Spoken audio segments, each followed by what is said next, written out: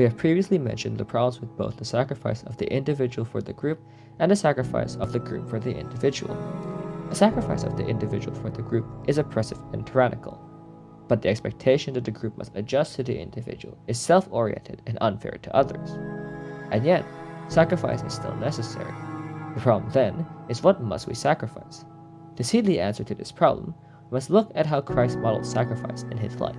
It will be easy to look at the death of Christ and say that it is the sacrifice of the individual for the group. But that isn't the full picture. Most people would refuse to sacrifice themselves or what makes them unique for the sake of others. Equally, he didn't demand that everyone else's fates be sacrificed so he could live.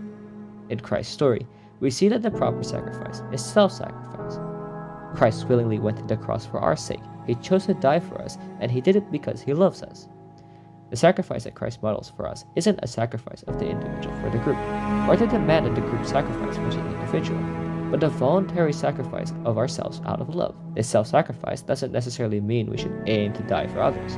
Rather, it means that as we aim to be like Christ in our lives, we must give up some of our desires for those around us, not out of duty and not out of expectation, but because of our love for them. In Christianity, true sacrifice is not an expectation forced upon us or on others, but rather, it is the voluntary giving up of something out of love.